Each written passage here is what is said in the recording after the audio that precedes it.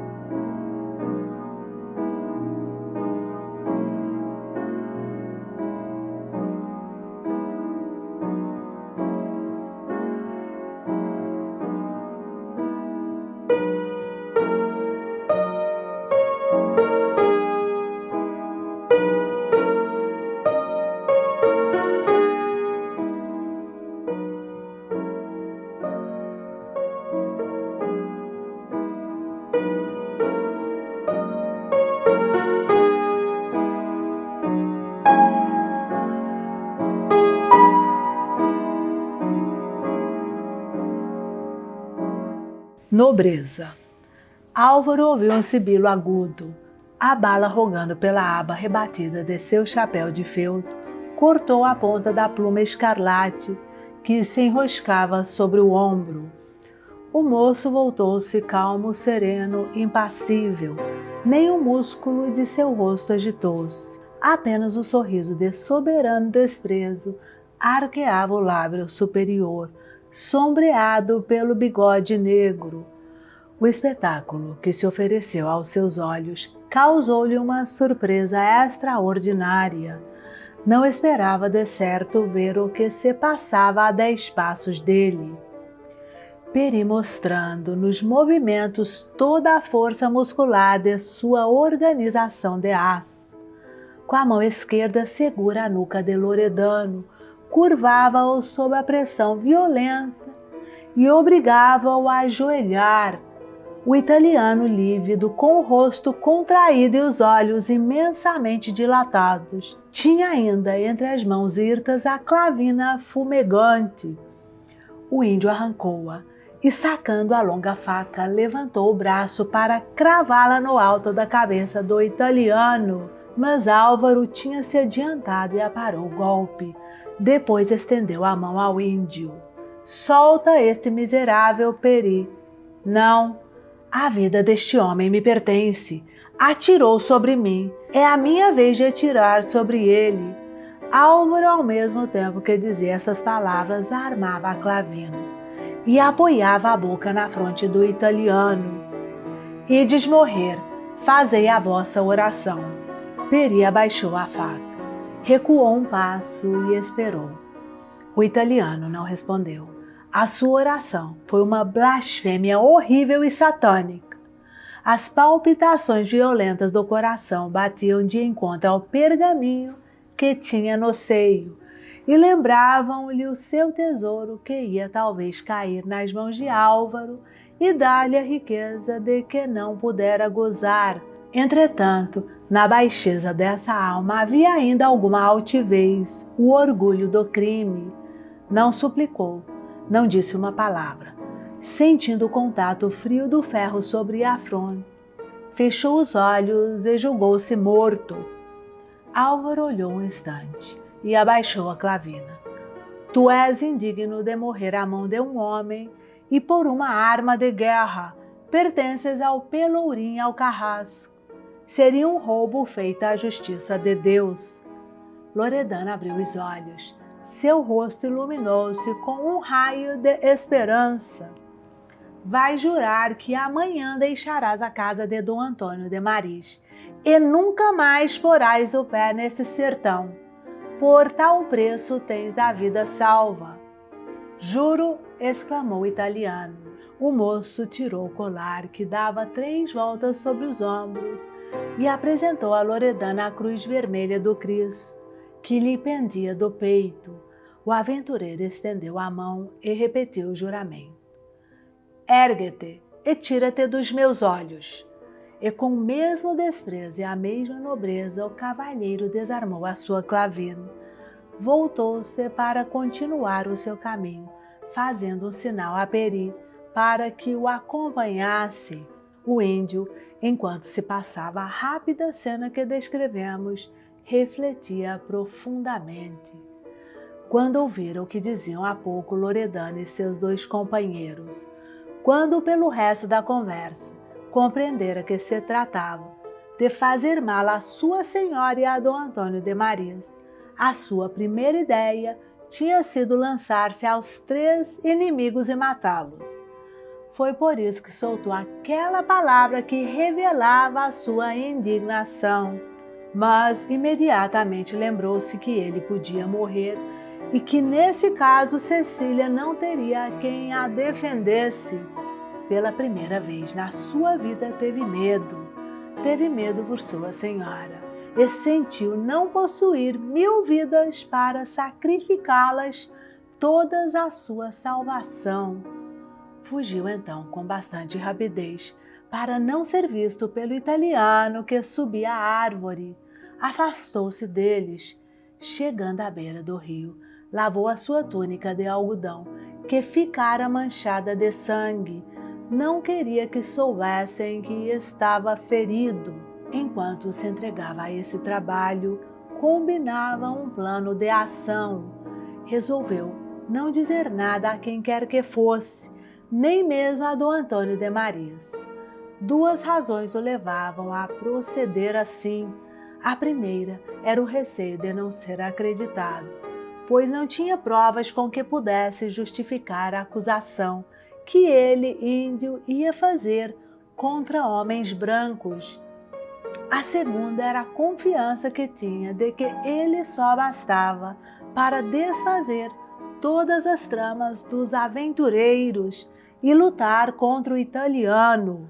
Assentado esse primeiro ponto, passou a execução do plano. Este reduzia-se para ele em uma punição. Aqueles 3 homens queriam matar, portanto deviam morrer, mas deviam morrer ao mesmo tempo do mesmo golpe. Peri receava que, combinados como estavam, se um escapasse, vendo sucumbir seus companheiros, se deixaria levar pelo desespero e anteciparia a realização do crime antes que ele o pudesse prevenir. A sua inteligência sem cultura, mais brilhante como o sol de nossa terra, vigorosa como a vegetação deste solo, guiava-o nesse raciocínio com uma lógica e uma prudência dignas do homem civilizado. Previa todas as hipóteses, combinava todas as probabilidades e preparava-se para realizar o seu plano, com a certeza e a energia de ação que ninguém possuía em grau tão elevado. Assim, dirigindo-se para a casa onde o chamava um outro dever, o de avisar a Dom Antônio da eventualidade de um ataque dos Aimorés. Ele tinha passado junto de Bento Simões e Rui Soeiro e, guiado pelos olhares destes, viu ao longe Loredano no momento em que apontava sobre o cavalheiro, correr, cair sobre o italiano, desviar a pontaria e dobrá-lo sobre os joelhos. Foi um movimento tão rápido que os 2 aventureiros apenas o viram passar, viram ao mesmo tempo o seu companheiro subjugado. A realização do projeto de Peri apresentava-se naturalmente, sem ser procurada. Tinha o italiano na sua mão. Depois dele caminhava aos 2 aventureiros para os quais bastava a sua faca. E quando tudo estivesse consumado, iria ter com Dom Antônio de Mariz, ele lhe diria: esses 3 homens vos traíam, matei-os, se fiz mal, puni-me. A intervenção de Álvaro, cuja generosidade salvou a vida de Loredano, transtornou completamente esse plano, ignorando o motivo porque Peri ameaçava o aventureiro, julgando que era unicamente para puni-lo da tentativa que acabava de cometer perfidamente contra ele. O cavalheiro, a quem repugnava tirar a vida a um homem sem necessidade, satisfez-se com o juramento e a certeza de que deixaria a casa. Enquanto isso se dava, Peri refletia na possibilidade de fazer as coisas voltarem à mesma posição, mas conheceu que não o conseguiria. Álvaro tinha recebido de Dom Antônio de Mariz todos os princípios daquela antiga lealdade cavalheiresca do século XV, os quais o velho fidalgo conservava como o melhor legado de seus avós. O moço moldava todas as suas ações, todas as suas ideias, por aquele tipo de barões portugueses que haviam combatido em Aljubarrota ao lado do mestre de Aves, o rei cavalheiro. Peri conhecia o caráter do moço e sabia que depois de ter dado a vida a Loredano, embora o desprezasse, não consentiria que em presença dele lhe tocasse num cabelo, e se preciso fosse, tiraria sua espada para defender este homem que acabava de tentar contra sua existência. E o índio respeitava Álvaro, não por sua causa, mas por Cecília, a quem ele amava. Qualquer desgraça que sucedesse ao cavalheiro tornaria a senhora triste, e isto bastava para que a pessoa do moço fosse sagrada, como tudo o que pertencia à menina, ou que era necessário ao seu sossego e felicidade.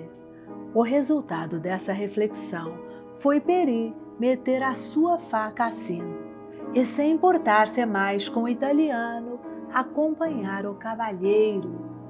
Ambos seguiram em direção da casa, caminhando ao longo da margem do rio. Obrigada ainda uma vez, Peri, não pela vida que me salvaste, mas pela estima que me tens. E o moço apertou a mão do selvagem. Não agradece, Peri nada te fez. Quem te salvou foi a senhora. Álvaro sorriu-se da franqueza do índio e corou da alusão que havia em suas palavras. Se tu morresses, a senhora havia de chorar, e Peri quer ver a senhora contente. Tu te enganas, Cecília é boa, e sentiria da mesma maneira o mal que sucedesse a mim, como a ti ou a qualquer dos que está acostumada a ver. Peri sabe porque fala assim, tem olhos que veem e ouvidos que ouvem. Tu és para a senhora o sol que faz o jambo corado e o sereno que abre a flor da noite. Peri, exclamou Álvaro. Não te zanga, disse o índio com doçura. Peri te ama porque tu fazes a senhora sorrir. A cana, quando está à beira d'água, fica verde e alegre. Quando o vento passa, as folhas dizem, Ceci, tu és o rio. Peri é o vento que passa docemente para não abafar o murmúrio da corrente. É o vento que curva as folhas até tocarem na água. Álvaro fitou no índio um olhar admirado. Onde é que esse selvagem, sem cultura, aprendera a poesia simples, mas graciosa? Onde beber a delicadeza de sensibilidade que dificilmente se encontra num coração gasto pelo atrito da sociedade? A cena que se desenrolava a seus olhos respondeu-lhe. A natureza brasileira, tão rica e brilhante, era a imagem que produzia aquele espírito virgem, como o espelho das águas reflete o azul do céu.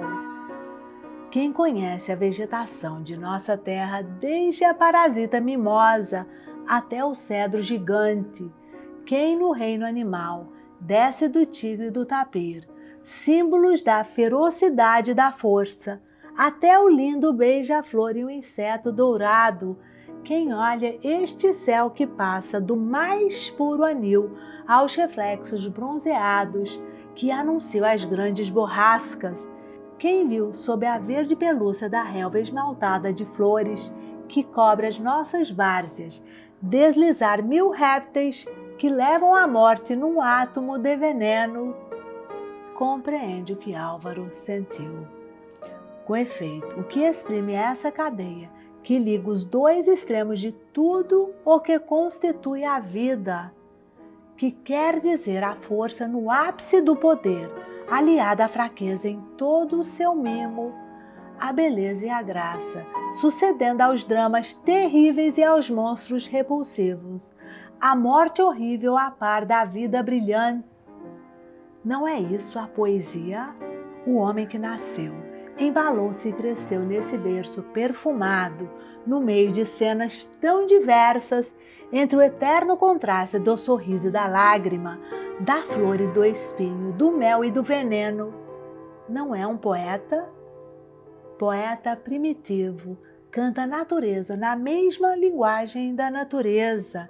Ignorante do que se passa nele, vai procurar nas imagens que tem diante dos olhos a expressão do sentimento vago e confuso que lhe agita a alma. Sua palavra é a que Deus escreveu com as letras que formam o livro da criação. É a flor, o céu, a luz, a cor, o ar, o sol. Sublimes coisas que a natureza fez sorrindo.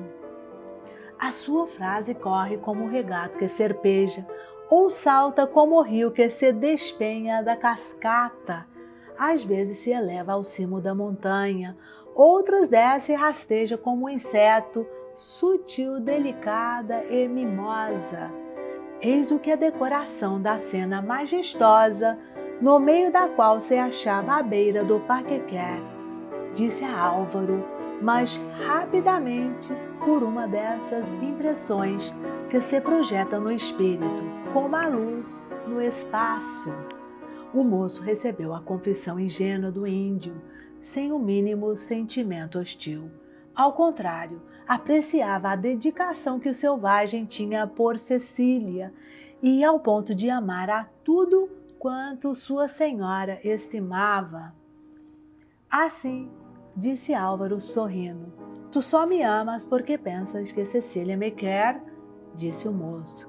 Peri só ama o que a senhora ama, porque só ama a senhora neste mundo, por ela deixou sua mãe e seus irmãos e a terra onde nasceu. Mas se Cecília não me quisesse como julgas, Peri faria o mesmo que o dia com a noite, passaria sem te ver. E se eu não amasse a Cecília? Impossível! Quem sabe, disse o moço sorrindo, se a senhora ficasse triste por ti, exclamou o índio, cuja pupila irradiou. Sim, o que farias? Peri te mataria. A firmeza com que eram ditas estas palavras não deixava a menor dúvida sobre a sua realidade. Entretanto, Álvaro apertou a mão do índio com efusão. Peri temeu ofender o moço. Para desculpar a sua franqueza, disse-lhe com um tom comovido: escuta, Peri é filho do sol, e renegava o sol se ele queimasse a pele alva de Ceci. Peri ama o vento, e odiava o vento se ele arrancasse um cabelo de ouro de Ceci. Peri gosta de ver o céu, e não levantava a vista se ele fosse mais azul do que os olhos de Ceci. Compreendo-te, amigo. Botaste a tua vida inteira a felicidade dessa menina. Não receis que te ofenda nunca na pessoa dela. Sabe se eu a amo, e não te zangues, Peri, se disser que a tua dedicação não é maior do que a minha. Antes que me matasses, creio que me mataria a mim mesmo se tiver a desgraça de fazer Cecília infeliz. Tu és bom, Peri quer que a senhora te ame. O índio contou então a Álvaro o que se tinha passado na noite antecedente. O moço empalideceu de cólera e quis voltar em busca do italiano. Desta vez não lhe perdoara. Deixa, disse o índio. Ceci teria medo, Peri vai endireitar isto. Os dois tinham chegado perto da casa e iam entrar à cerca do vale, quando Peri segurou o braço de Álvaro. O inimigo da casa quer fazer mal, defende a senhora. Se Peri morrer, manda dizer à sua mãe, e verás todos os guerreiros da tribo chegarem para combaterem contigo e salvarem Ceci. Mas quem é o inimigo da casa? Queres saber? De certo, como hei de combatê-lo? tu saberás. Álvaro quis insistir, mas o índio não lhe deu tempo. Meteu-se de novo pelo mato.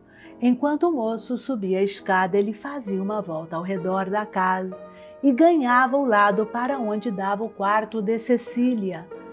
Já tinha avistado ao longe a janela, quando debaixo de uma ramagem surgiu a figura magra e esguia de Aires Gomes, coberta de ortigas e ervas de passarinho, e deitando os bofes pela boca. O digno escudeiro, tendo encontrado em cima de sua cabeça um maldito galho desajeitado, foi de narizes ao chão e estendeu-se maciamente sobre a relva.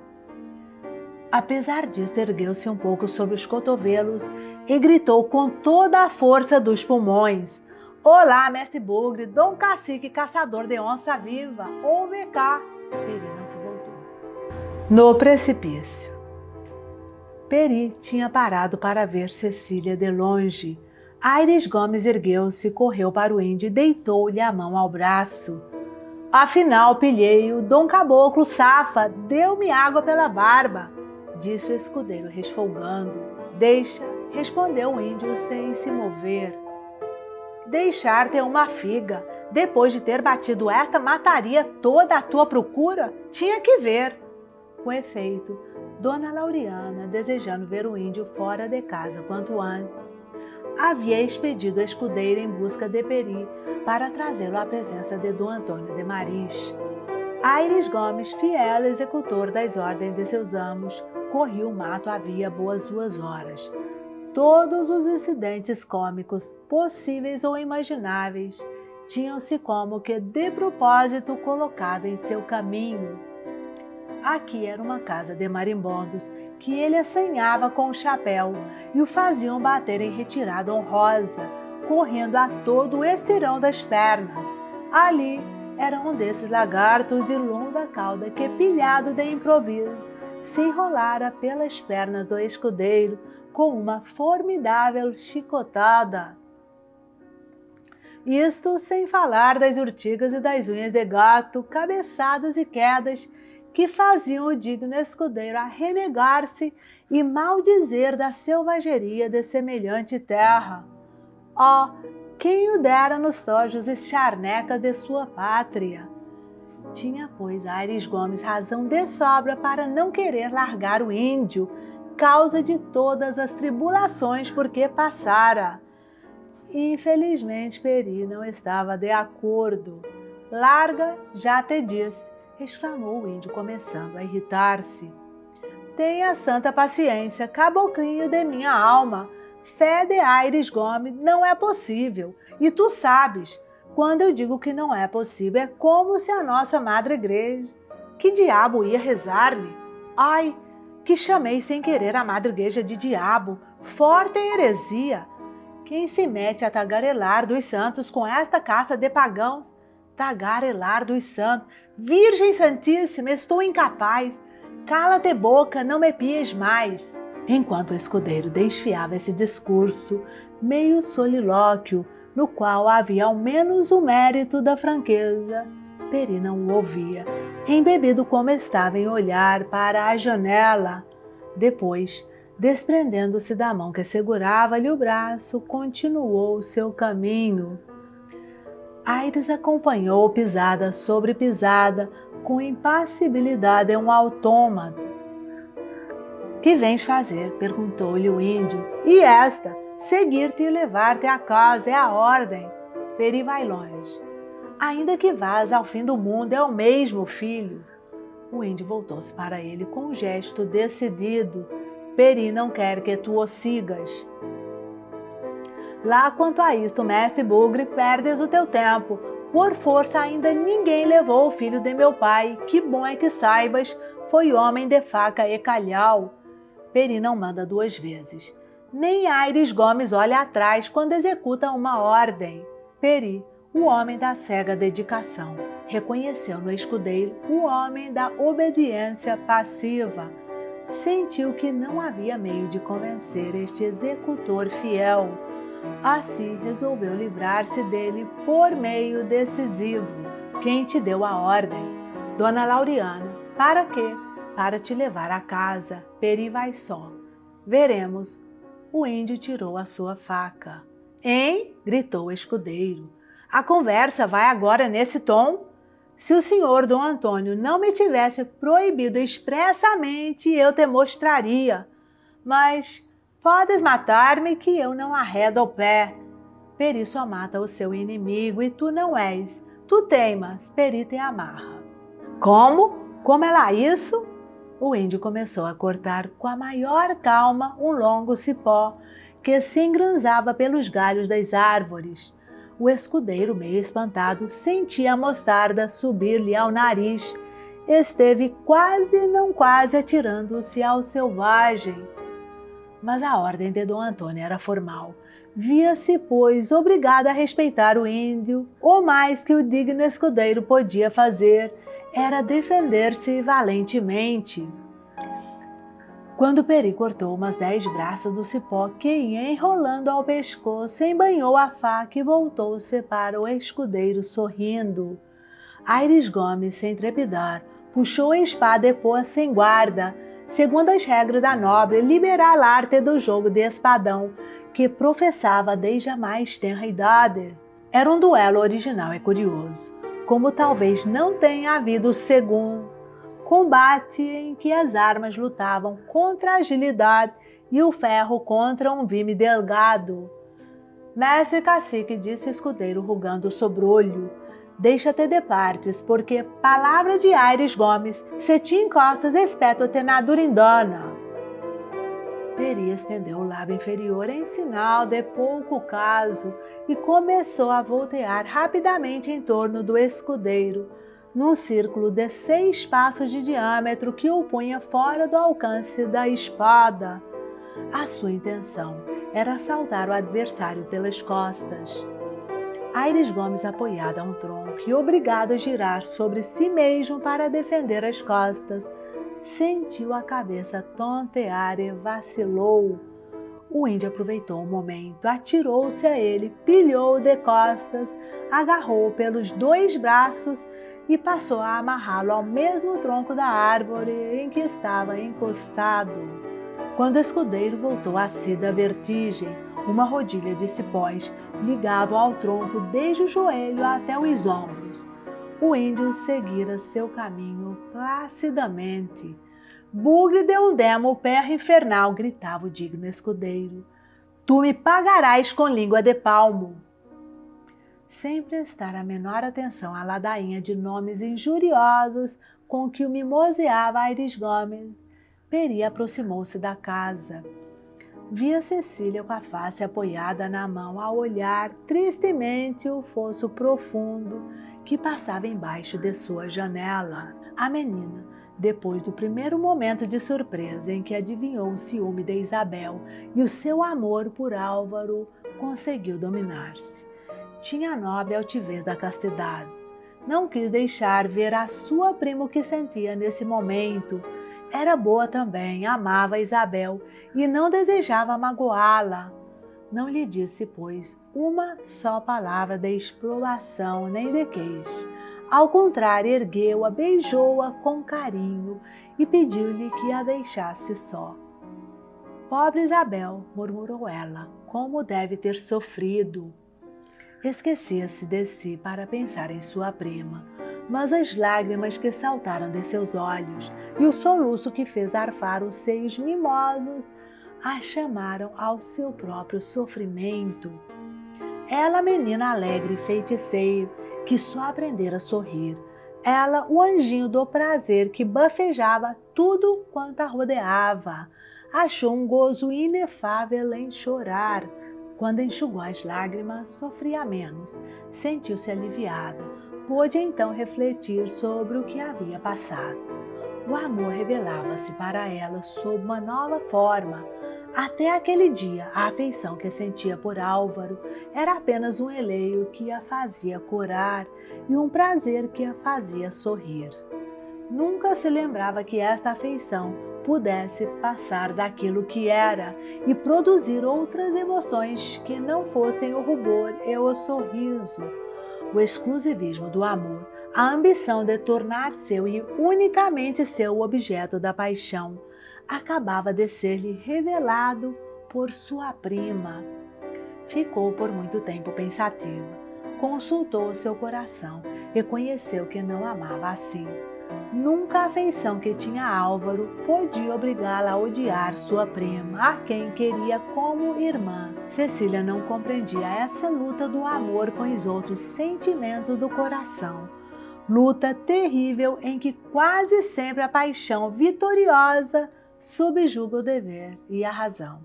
Na sua ingênua simplicidade, acreditava que podia ligar perfeitamente a veneração que tinha por seu pai, o respeito que votava à sua mãe, o afeto que sentia por Álvaro, o amor fraternal que consagrava a seu irmão e a Isabel, e a amizade que tinha a Peri. Esses sentimentos eram toda a sua vida. No meio deles sentia-se feliz. Nada lhe faltava, também nada mais ambicionava. Enquanto pudesse beijar a mão de seu pai e de sua mãe, receber uma carícia de seu irmão e de sua prima, sorrir a seu cavalheiro e brincar com seu escravo, a existência para ela seria de flores.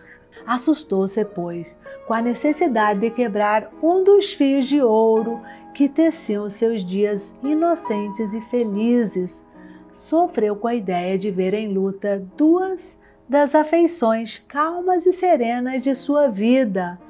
Teria menos um encanto na sua vida, menos uma imagem nos seus sonhos, menos uma flor na sua alma, porém não faria a ninguém desgraçado, e sobretudo a sua prima Isabel, que às vezes se mostrava tão melancólica. Restavam-lhe suas outras afeições. Com elas, pensava Cecília que a existência ainda podia sorrir-lhe. Não devia tornar-se egoísta. Para assim pensar, era preciso ser uma menina pura e isenta como ela. Era preciso ter o coração como recente botão, que ainda não começou a desatar-se com o primeiro raio do sol.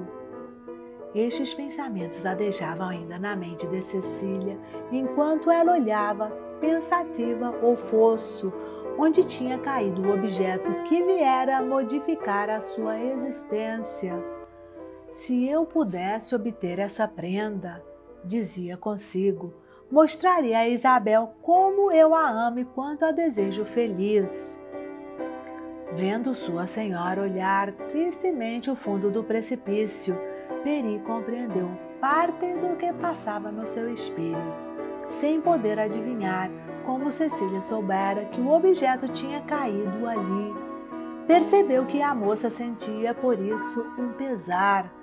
Nem tanto bastava para que o índio fizesse tudo a fim de trazer a alegria ao rostinho de Cecília. Além de que já tinha prometido a Álvaro endireitar isto, como ele dizia na sua linguagem simples. Chegou-se ao fosso. Uma cortina de musgos e trepadeiras lastrando pelas bordas do profundo precipício cobria as fendas da pedra. Por cima era um tapete de verde risonho, sobre o qual adejavam as borboletas de cores vivas. Embaixo, uma cava cheia de limo onde a luz já não penetrava. Às vezes ouviam-se partir do fundo do balseiro os silvos das serpentes, os pios tristes de algum pássaro que, magnetizado, ia entregar-se à morte, ou o tanger de um pequeno chocalho sobre a pedra. Quando o sol estava a pino, como então, via-se entre a relva, sobre o cálice das campânulas roxas, os olhos verdes de alguma serpente, ou uma linda fita de escamas pretas e vermelhas enlaçando a haste de um arbusto. Peri pouco se importava com esses habitantes do fosso e com o acolhimento que lhe fariam na sua morada. O que o inquietava era o receio de que não tivesse luz bastante no fundo para descobrir o objeto que ia procurar. Cortou o galho de uma árvore, que pela sua propriedade os colonizadores chamaram candeia, tirou o fogo e começou a descer com o facho aceso. Foi só nessa ocasião que Cecília, embebida nos seus pensamentos, viu defronte de sua janela o índio a descer pela encosta. A menina assustou-se, porque a presença de Peri lembrou-lhe de repente o que se passara pela manhã. Era mais uma afeição perdida. 2 laços quebrados ao mesmo tempo, 2 hábitos rompidos um sobre o outro, era muito. 2 lágrimas correram pelas suas faces, como se cada uma fosse vertida pelas cordas do coração que acabavam de ser vibradas. Peri! O índio levantou os olhos para ela. Tu choras, senhora? Disse ele estremecendo. A menina sorriu-lhe, mas com um sorriso tão triste que partia a alma. Não chora, senhora, disse o índio suplicante. Peri vai te dar o que desejas. O que eu desejo? Sim, Peri sabe. A moça abanou a cabeça. Está ali, e apontou para o fundo do precipício. Quem te disse? Perguntou a menina admirada. Os olhos de Peri. Tu viste? Sim. O índio continuou a descer. Que vais fazer? Exclamou Cecília assustada. Buscar o que é teu. Meu? Murmurou melancolicamente. Ele te deu. Ele quem? Álvaro. A moça corou, mas o susto reprimiu o peixe. Abaixando os olhos sobre o precipício, tinha visto um réptil deslizando pela folhagem e ouvido um murmúrio confuso e sinistro que vinha do fundo do abismo. Peri, disse empalidecendo, não desças, volta! Não, Peri não volta sem trazer o que te fez chorar. Mas tu vais morrer, não tem medo. Peri, disse Cecília com severidade, tua senhora manda que não desças. O índio parou indeciso. Uma ordem de sua senhora era uma fatalidade para ele.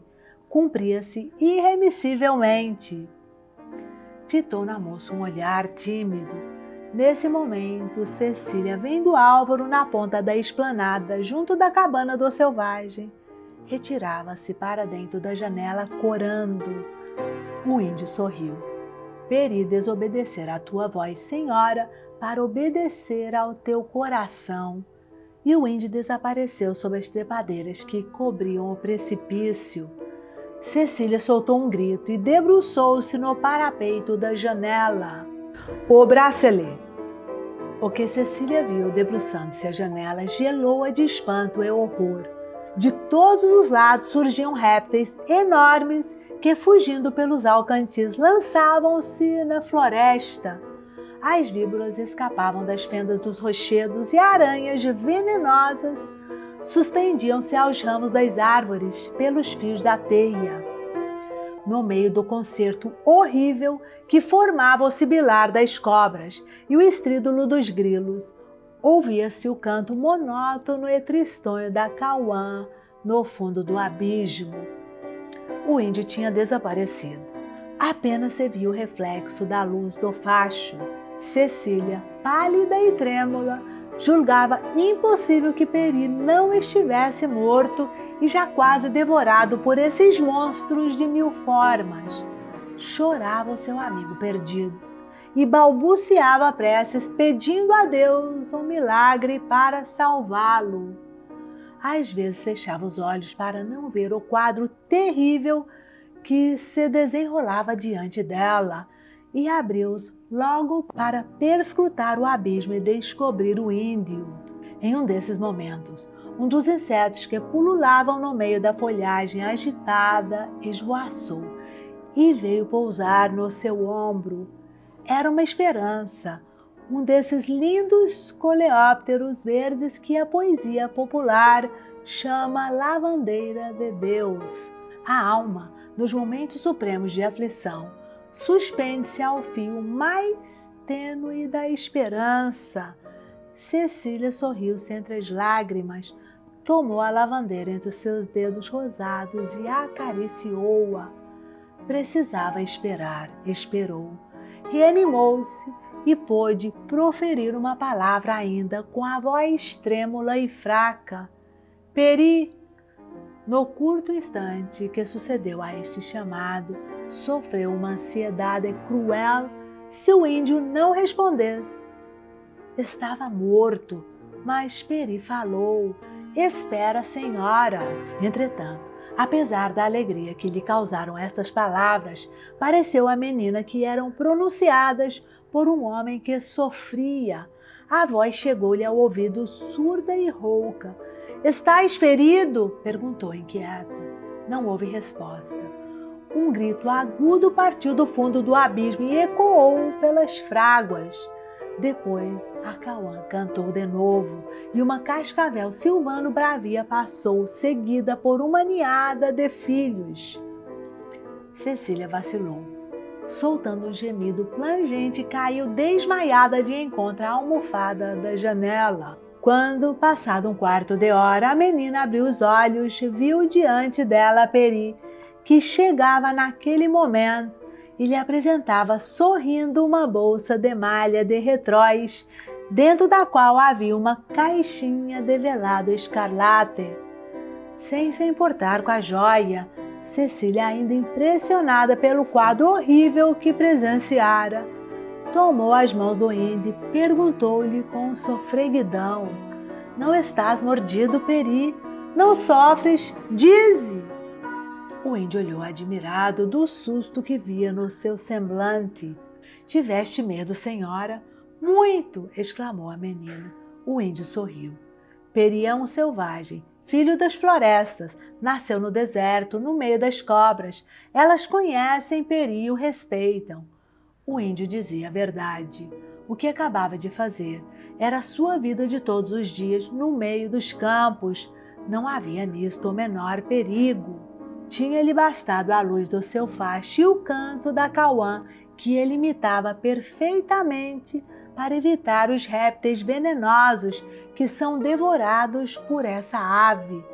Com este simples expediente de que os selvagens ordinariamente se serviam, quando atravessava as matas de noite, Peri descera e tivera a felicidade de encontrar, presa aos ramos de uma trepadeira, a bolsa de seda que adivinhou ser o objeto dado por Álvaro. Soltou então um grito de prazer que Cecília tomou por grito de dor, assim como antes tinha tomado o eco do precipício por uma voz cava e surda. Entretanto, Cecília, que não podia compreender como um homem passava assim, no meio de tantos animais venenosos, sem ser ofendido por eles, atribuía a salvação do índio a um milagre e considerava a ação simples e natural que acabava de praticar como heroísmo admirável. A sua alegria por ver Peri livre de perigo e por ter nas suas mãos a prenda de Álvaro foi tal que esqueceu tudo o que se tinha passado. A caixinha continha um simples bracelete de pérolas, mas estas eram do mais caro esmalte, lindas como pérolas que eram. Bem mostravam que tinham sido escolhidas pelos olhos de Álvaro e destinadas ao braço de Cecília. A menina admirou-as um momento com um sentimento de faceirice que é inato na mulher e lhe serve de sétimo sentido. Pensou que devia ir-lhe bem esse bracelete. Levada por esta ideia, cingiu ao braço e mostrou a Peri, que a contemplava satisfeito de si mesmo. Peri sente uma coisa. O quê? Não ter contas mais bonitas do que estas para dar-te. E por que sentes isso? Porque te acompanhariam sempre. Cecília sorriu. Ia fazer uma travessura. Assim, tu ficarias contente se tua senhora, em vez de trazer este bracelete, trouxesse um presente dado por ti. Muito! E o que me dás tu para que eu me faça bonita? Perguntou a menina, gracejando. O índio correu os olhos ao redor de si e ficou triste. Podia dar a sua vida, que de nada valia. Mas onde iria ele, pobre selvagem, buscar um adorno digno de sua senhora? Cecília teve pena do seu embaraço. Vai buscar uma flor que tua senhora deitará nos seus cabelos em vez deste bracelete, que ela nunca deitará no seu braço. Essas últimas palavras foram ditas com um tom de energia que revelava a firmeza do caráter desta menina.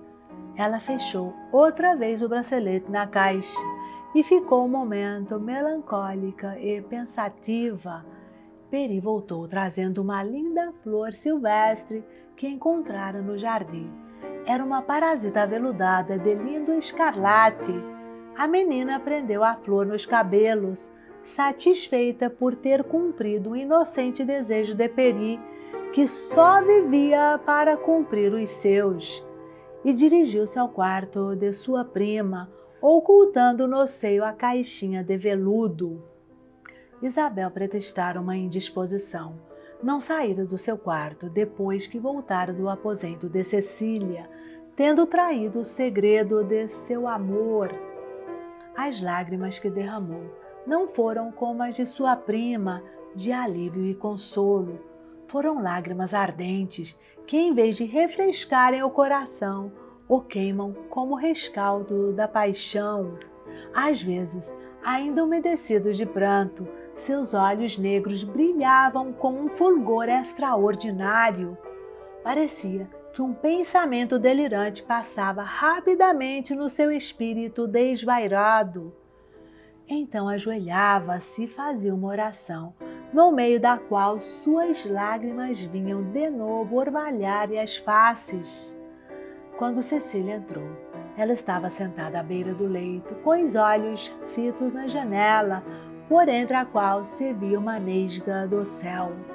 Estava bela da melancolia e languidez que prostrava o seu corpo no enlevo sedutor, fazendo realçar as linhas harmoniosas de seu talhe gracioso.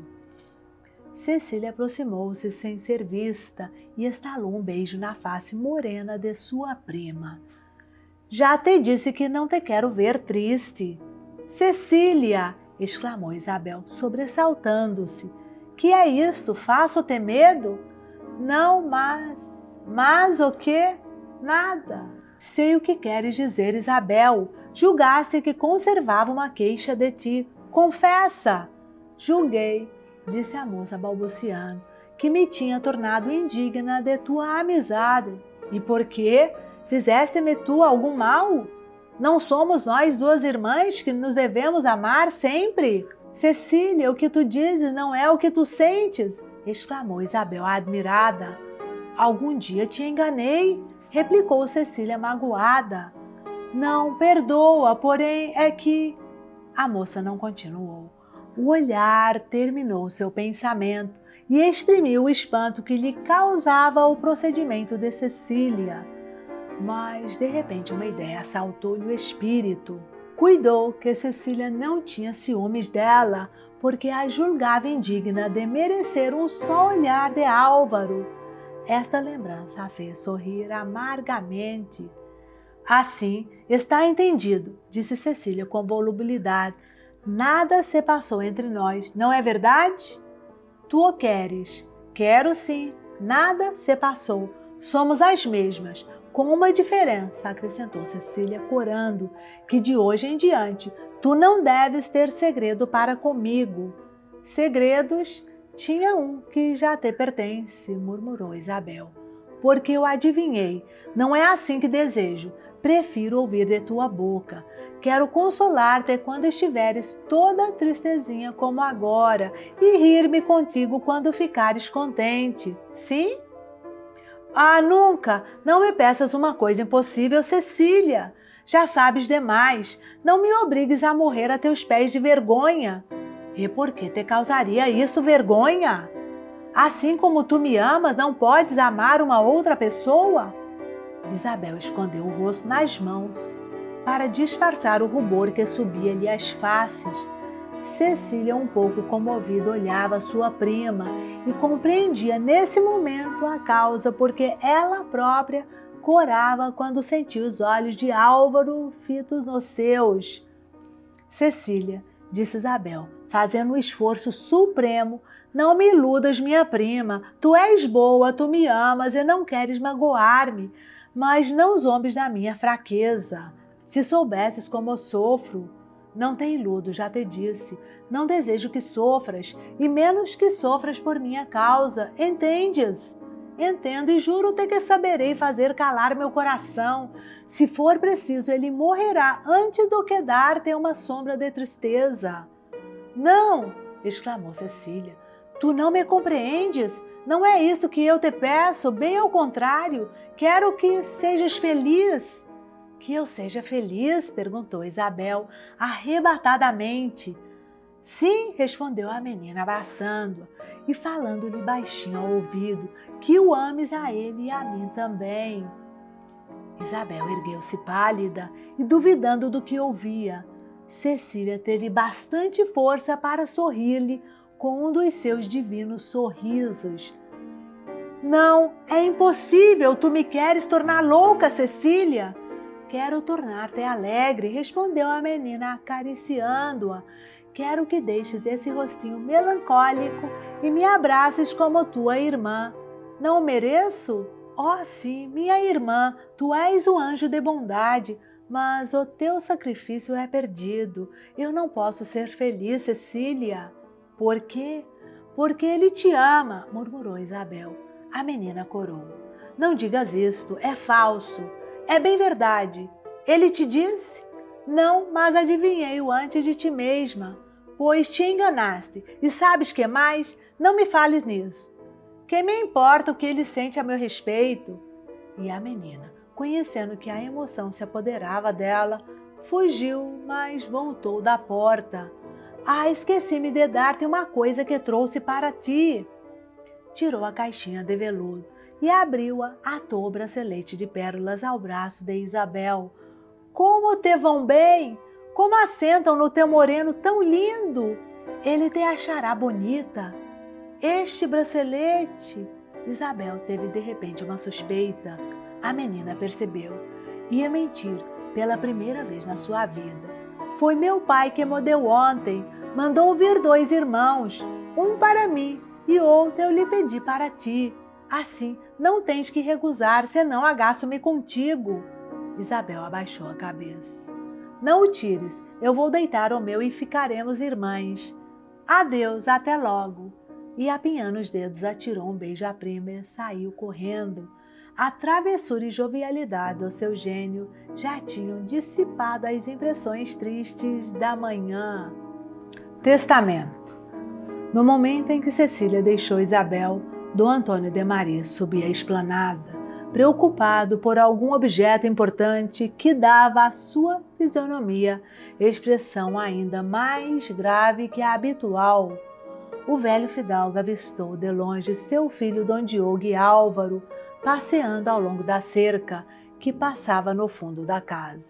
Fez-lhe sinal de que se aproximassem. Os moços obedeceram prontamente e acompanharam Dom Antônio de Maria até o seu gabinete de armas, pequena saleta que ficava ao lado do oratório e que nada tinha de notável a não ser a portinha de uma escada que descia para uma espécie de cava ou adega servindo de paiol. Na ocasião em que se abriram os alicerces da casa, os obreiros descobriram um socavão profundo talhado na pedra. Dom Antônio, como homem previdente, lembrando-se da necessidade que teria para o futuro de não contar senão com os seus próprios recursos, mandou aproveitar essa abóbada natural e fazer dela um depósito que pudesse conter algumas arrobas de pólvora. O fidalgo achara ainda uma outra grande vantagem na sua lembrança, era a tranquilidade de sua família, cuja vida não estaria sujeita a um descuido de qualquer doméstico ou aventureiro, porque no seu gabinete de armas ninguém entrava senão estando ele presente. Dom Antônio sentou-se junto da mesa coberta com couro de Moscóvia e fez sinal aos 2 moços para que se sentassem a seu lado. Tenho que falar-vos de objeto muito sério, de objeto de família, disse o fidalgo, chamei-vos para me ouvirdes, como em uma coisa que vos interessa e a mim antes do que a todos. Dom Diogo inclinou-se diante de seu pai. Álvaro imitou-o, sentindo um sobressalto ao ouvir aquelas palavras graves e pausadas do velho fidalgo. Tenho 60 anos, continuou Dom Antônio. Estou velho. O contato deste solo virgem do Brasil, o ar paro destes desertos, remoçou-me durante os últimos anos, mas a natureza reassume os seus direitos e sinto que o antigo vigor cede à lei da criação que manda voltar à terra aquilo que veio da terra. Os dois moços iam dizer alguma doce palavra, como quando procuramos iludir a verdade àqueles a quem prezamos, esforçando por nos iludirmos a nós próprios. Dom Antônio conteve-os com um gesto nobre. Não me interrompais. Não é uma queixa que vos faço, é sim uma declaração que deveis receber, pois é necessária para que possais compreender o que tenho de dizer-vos ainda. Quando durante 40 anos jogamos nossa vida quase todos os dias, quando vimos a morte 100 vezes sobre nossa cabeça ou debaixo de nossos pés, podemos olhar tranquilos o termo da viagem que fazemos neste vale de lágrimas. Oh, nunca duvidamos de vós, meu pai, exclamou Dom Diogo, mas é a segunda vez em 2 dias que me falais da possibilidade de uma tal desgraça, e essa só ideia me assusta. Estais forte e vigoroso ainda. De certo, retrucou Álvaro, dizíeis há pouco que o Brasil vos tinha remoçado, e eu afirmo-vos que ainda estáis na juventude da segunda vida que vos deu o novo mundo. Obrigado, Álvaro, obrigado, meu filho, disse Dom Antônio sorrindo. Quero acreditar nas vossas palavras. Contudo, julgareis que é prudente da parte de um homem que chega ao último cartel da vida dispor a sua última vontade e fazer o seu testamento. O vosso testamento, meu pai, disse Dom Diogo pálido. Sim, a vida pertence a Deus, e o homem que pensa no futuro deve preveni-lo. É costume encarregar-se isto a um escriba. Nem o tenho aqui, nem o julgo necessário. Um fidalgo não pode confiar melhor a sua última vontade do que a 2 almas nobres e leais como as vossas. Perde-se um papel, rompe-se e queima-se o coração de um cavalheiro que tem sua espada para defendê-lo e seu dever para guiá-lo. É um documento vivo e um executor fiel. Este será, pois, o meu testamento. Ouvi-me. Os 2 cavalheiros conheceram pela firmeza com que falava Dom Antônio que sua resolução era inabalável. Se dispuseram a ouvi-lo com uma emoção de tristeza e respeito. Não trato de vós, Dom Diogo. A minha fortuna pertence-vos como chefe de família que sereis. Não trato de vossa mãe, porque perdendo o esposo restar-lhe-á um filho devotado. Amo-vos a ambos e vos bendirei na última hora. Há, porém, 2 coisas que mais prezo neste mundo, 2 coisas sagradas que devo zelar como um tesouro ainda mesmo depois que me partir desta vida. É a felicidade de minha filha e a nobreza do meu nome. Uma foi presente que recebi do céu, o outro legado que me deixou meu pai. O fidalgo fez pausa e volveu um olhar do rosto triste de Dom Diogo para o semblante de Álvaro, que estava em extraordinária agitação. A vós, Dom Diogo, transmito o legado de meu pai.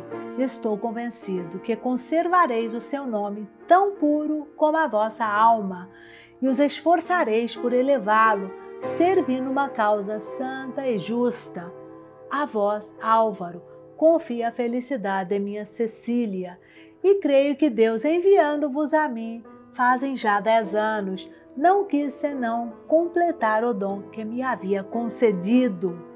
Os 2 moços tinham deitado um joelho em terra e beijavam cada uma das mãos do velho fidalgo, que, colocado no meio deles, envolvia-os num mesmo olhar de amor paternal. Erguei-vos, meus filhos, abraçai-vos como irmãos, e ouvide-me ainda. Dom Diogo abriu os braços e apertou Álvaro ao peito. Um instante, os dois corações nobres bateram um de encontro ao outro. O que me resta dizer-vos é difícil. Custa sempre confessar uma falta, ainda mesmo quando se fala almas generosas. Tenho uma filha natural. A estima que vota a minha mulher e o receio de fazer essa pobre menina corar de seu nascimento obrigaram-me a dar-lhe em vida o título de sobrinha. Isabel? Exclamou Dom Diogo. Sim, Isabel é minha filha. Peço-vos a ambos que a trateis sempre como tal, que a ameis como irmã e a rodeeis de tanto afeto e carinho que ela possa ser feliz e perdoar-me a indiferença que lhe mostrei e a infelicidade involuntária que causei à sua mãe. A voz do velho fidalgo tornou-se um tanto trêmula e comovida. Sentia-se que uma recordação dolorosa, adormecida no fundo do coração, havia despertado. Pobre mulher, murmurou ele. Levantou-se e passeou pelo aposento e, conseguindo dominar a sua emoção, voltou aos dois moços. Eis a minha última disposição. Sei que a cumprireis. Não vos peço um juramento, basta-me a vossa palavra. Dom Diogo estendeu a mão. Álvaro levou a sua ao coração. Dom Antônio, que compreendeu tudo quanto dizia essa muda promessa, abraçou-os. Agora deixai a tristeza, quero-vos risonhos, eu estou, vede. A tranquilidade sobre o futuro vai remoçar-me de novo. Esperareis muito tempo, talvez, antes que tenhais de executar a minha vontade, que até lá fica sepultada no vosso coração, como testamento que é. Assim o tinha entendido, disse Álvaro. Pois então, replicou o fidalgo sorrindo, deveis ficar entendido também um ponto, é que talvez me incumba eu mesmo de realizar uma das partes do meu testamento. Sabeis qual? A da minha felicidade, respondeu o moço, corando. Dom Antônio apertou-lhe a mão. Estou contente e satisfeito, disse o fidalgo. Pena é que tenho um triste dever a cumprir. Sabeis de Peri, Álvaro? Viu há pouco, ide mandai-o a mim. O moço retirou-se. Fazei chamar vossa mãe e vossa irmã, meu filho. Dom Diogo obedeceu. O fidalgo sentou-se à mesa e escreveu numa tira de pergaminho, que fechou com retróis e selou com as suas armas. Dona Lauriana e Cecília entraram acompanhadas por Dom Diogo. Sentai-vos, minha mulher. Dom Antônio reunia a sua família para dar uma certa solenidade ao ato que ia praticar. Quando Cecília entrou, ele perguntou-lhe ao ouvido que quer estudar-lhe. A menina compreendeu imediatamente a afeição pouco comum que tinham a Peri, a gratidão que lhe votavam. Era uma espécie de segredo entre esses dois corações. Era uma planta delicada que não queriam expor ao reparo que causaria aos outros amizade tão sincera por um selvagem. Ouvindo a pergunta de seu pai, Cecília, que neste dia tinha sofrido tantas emoções diversas, lembrou-se do que se tratava. Como? Sempre pretendeis mandá-lo embora? Exclamou ela. É necessário, eu te disse. Sim, mas pensei que depois houvesseis resolvido o contrário. Impossível. Que mal faz ele aqui? Sabes quanto eu o estimo? Quando digo que é impossível, deves crer-me? Não vos agasteis. Assim não te opões? Cecília calou-se. Se não queres absolutamente, não se fará, mas tua mãe sofrerá e eu, porque lhe prometi. Não, a vossa palavra antes de tudo, meu pai. Peri apareceu na porta da sala. Uma vaga inquietação ressumbrava no seu rosto. Quando viu-se no meio da família reunida, a atitude era respeitosa, mas o seu porte tinha a altivez inata das organizações superiores. Seus olhos grandes, negros e límpidos, percorreram o aposento e fixaram-se na fisionomia venerável do cavalheiro. Cecília, prevendo que se ia passar, tinha se escondido por detrás de seu irmão, Dom Diogo. Peri, acreditas que Dom Antônio de Maris é teu amigo? Perguntou o fidalgo. Tanto quanto um homem branco pode ser de um homem de outra cor. Acreditas que Dom Antônio de Maris te estima? Sim, porque o disse e mostrou. Acreditas que Dom Antônio de Maris deseja poder pagar-te o que fizeste por ele, salvando sua filha? Se fosse preciso, sim. Pois bem, Peri, Dom Antônio de Maris, teu amigo, te pede que voltes à tua tribo. O índio estremeceu. Por que pedes isto? Porque assim é preciso, amigo. Peri entende, estás cansado de dar-lhe hospitalidade. Não! Quando Peri te disse que ficava, não te pediu nada. Sua casa é feita de palha em cima de uma pedra. As árvores do mato lhe dão sustento. Sua roupa foi tecida por sua mãe, que veio trazê-la na outra lua. Peri não te custa nada. Cecília chorava. Dom Antônio e seu filho estavam comovidos. Dona Lauriana mesma parecia enternecida. Não digas isto, Peri. Nunca na minha casa te faltaria a menor coisa se tu não recusasses tudo e não quisesses viver isolado na tua cabana. Mesmo agora diz o que desejas, o que te agrada e é teu.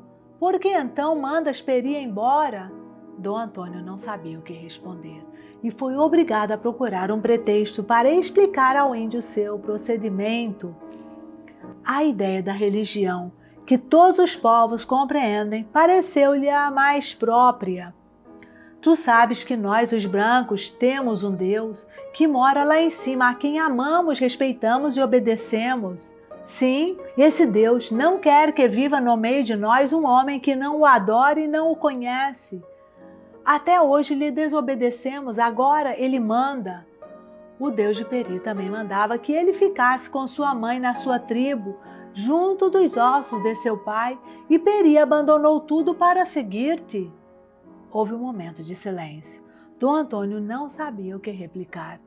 Peri não te quer aborrecer, só espera a ordem da senhora. Tu mandas que Peri vá, senhora? Dona Lauriana, que apenas se tinha falado em religião, voltara às suas prevenções contra o índio, fez um gesto imperioso à sua filha.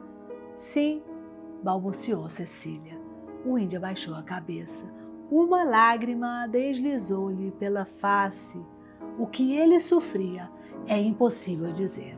A palavra não sabe o segredo das tormentas profundas de uma alma forte e vigorosa que, pela primeira vez, sente-se vencida pela dor. Despedida. Dom Antônio aproximou-se de Peri e apertou-lhe a mão. O que eu te devo, Peri, não se paga, mas sei o que devo a mim mesmo. Tu voltas à tua tribo. Apesar da tua coragem e esforço, pode a sorte da guerra não te ser favorável e caíres em poder de algum dos nossos. Este papel te salvará a vida e a liberdade. Aceita-o em nome de tua senhora e no meu. O fidalgo entregou ao índio o pergaminho que há pouco tinha escrito e voltou-se para seu filho. Este papel, Dom Diogo, assegura a qualquer português de quem Peri possa ser prisioneiro que Dom Antônio de Maris e seus herdeiros respondem por ele e pelo seu resgate, qualquer que for. É mais um legado que vos deixo a cumprir, meu filho. Ficai certo, meu pai, replicou o moço, que saberei responder a essa dívida de honra, não só em respeito à vossa memória, como em satisfação dos meus próprios sentimentos. Toda a minha família aqui presente, disse o fidalgo, dirigindo-se ao índio, te agradece ainda uma vez o que fizestes por ela. Reunimos-nos todos para te desejarmos a boa volta ao seio dos teus irmãos e ao campo onde nasceste. Peri fitou o olhar brilhante no rosto de cada uma das pessoas presentes, como para dizer-lhes o adeus que seus lábios naquela ocasião não podiam exprimir. Apenas seus olhos se fitaram em Cecília impelido por uma força invencível, atravessou o aposento e foi ajoelhar-se aos pés de sua senhora.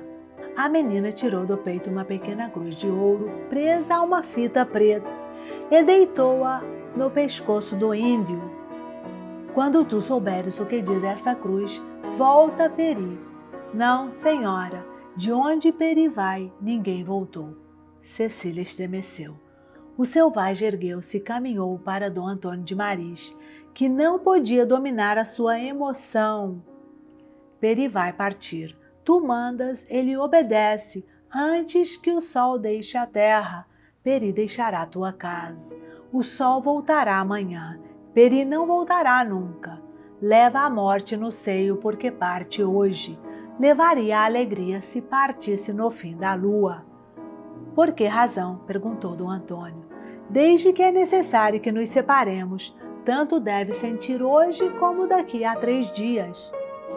Não, replicou o índio, tu vais ser atacado amanhã talvez, e Peri estaria contigo para defender-te.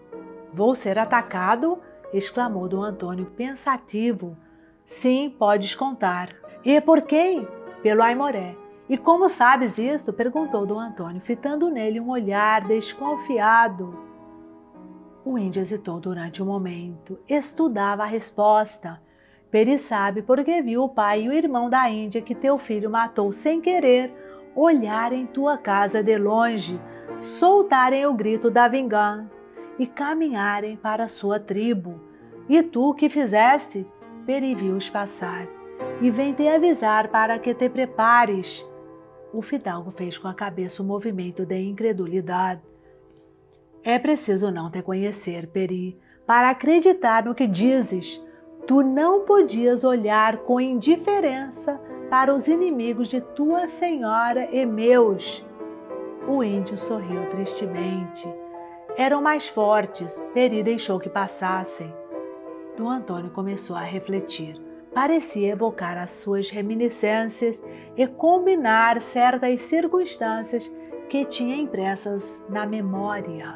Seu olhar, abaixando-se do rosto de Peri, caíra sobre os ombros, a princípio vago e distraído, como o de um homem que medita. Começou a fixar-se, a distinguir um ponto vermelho, quase imperceptível, que aparecia no saio de algodão do índio. À proporção que a vista se firmava e que o objeto se desenhava mais distinto, o semblante do fidalgo se esclarecia, como se tivesse achado a solução de um difícil problema. Estás ferido? Exclamou o fidalgo de repente. Peri recuou um passo, mas Dom Antônio, lançando-se para ele, entreabriu o talho de sua camisa e tirou-lhe as 2 pistolas da cinta, examinou-as e viu que estavam descarregadas. O cavalheiro, depois deste exame, cruzou os braços e contemplou o índio com admiração profunda. Peri, disse ele, o que fizeste é digno de ti. O que fazes agora é de um fidalgo. Teu nobre coração pode bater sem envergonhar-se sobre o coração de um cavalheiro português. Tomo-vos a todos por testemunhas que vistes um dia Dom Antônio de Maris apertar ao seu peito um inimigo de sua raça e de sua religião, como a seu igual em nobreza e sentimentos. O fidalgo abriu os braços e deu em Peri o abraço fraternal, consagrado pelos estilos da antiga cavalaria, da qual já naquele tempo apenas restavam vagas tradições. O índio, de olhos baixos, comovido e confuso, parecia um criminoso em face do juiz. Vamos, Peri, disse Dom Antônio. Um homem não deve mentir, nem mesmo para esconder as suas boas ações. Responde-me a verdade. Fala. Quem disparou 2 tiros junto ao rio quando tua senhora estava no banho? Foi Peri. Quem atirou uma flecha que caiu junto de Cecília? Um aimoré, respondeu o índio estremecendo. Porque a outra flecha ficou sobre o lugar onde estão os corpos dos selvagens? Peri não respondeu. É escusado negares. tua ferida o diz. Para salvar tua senhora, te ofereceste aos tiros dos inimigos, depois os mataste. Tu sabes tudo, Peri não é mais preciso. Volta à sua tribo. O índio lançou um último olhar à sua senhora e caminhou para a porta. Peri! Exclamou Cecília. Fica, tua senhora manda! Depois, correndo para seu pai, sorrindo-lhe entre lágrimas, disse com um tom suplicante: Não é verdade? Ele não deve partir mais. Vós não podeis mandá-lo embora depois do que fez por mim. Sim, a casa onde habita um amigo dedicado como este tem um anjo da guarda que vela sobre a salvação de todos. Ele ficará conosco e para sempre. Peri, trêmulo e palpitando de alegria e esperança, estava suspenso dos lábios de Dom Antônio. Minha mulher, disse o fidalgo dirigindo-se a Dona Lauriana com uma expressão solene, julgais que um homem que acaba de salvar pela segunda vez vossa filha, pondo em risco a sua vida, que, despedido por nós, apesar de nossa ingratidão, a sua última palavra é uma dedicação por aqueles que o desconhecem. Julgais que este homem deva sair da casa onde tantas vezes a desgraça teria entrado, se ele aí não estivera?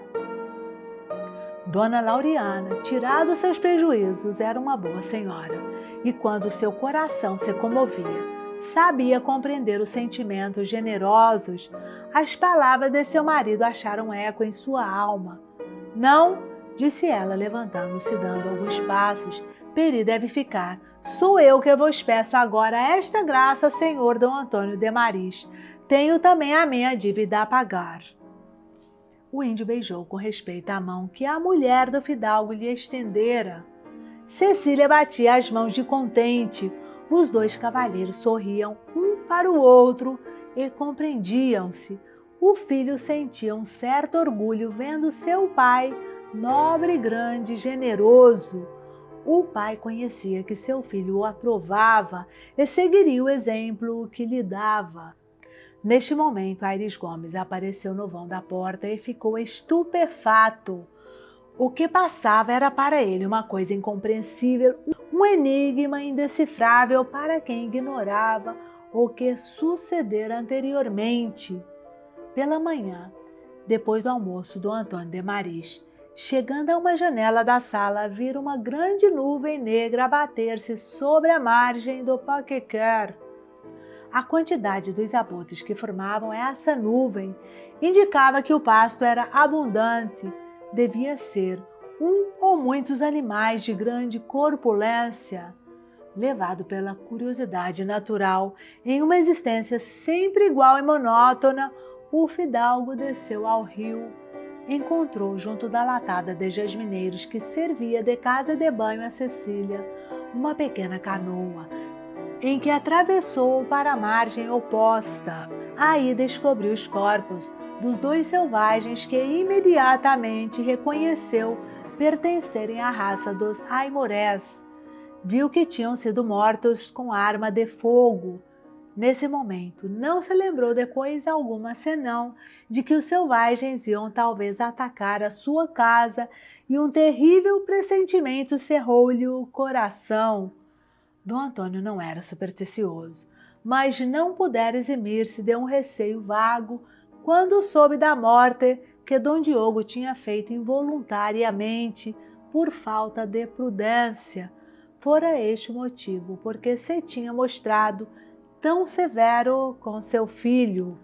Vendo agora o começo da realização de suas sinistras previsões, aquele receio vago que a princípio sentira redobrou. Auxiliado pela disposição de espírito em que se achava, tornou-se em forte pressentimento. Uma voz interior parecia dizer-lhe que uma grande desgraça pesava sobre a sua casa, e a existência tranquila e feliz que até então vivera naquele ermo ia transformar-se numa aflição que ele não sabia definir.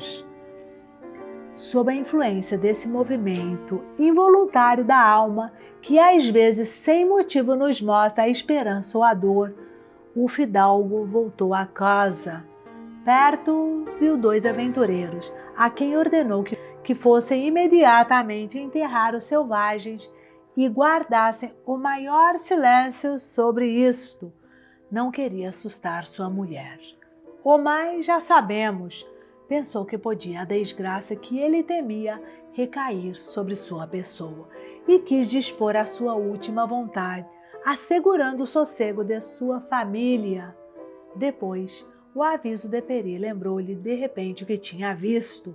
Recordou-se das menores circunstâncias, combinou-as com o que Isabel havia contado à sua tia e conheceu o que se tinha passado como se o houvesse presenciado.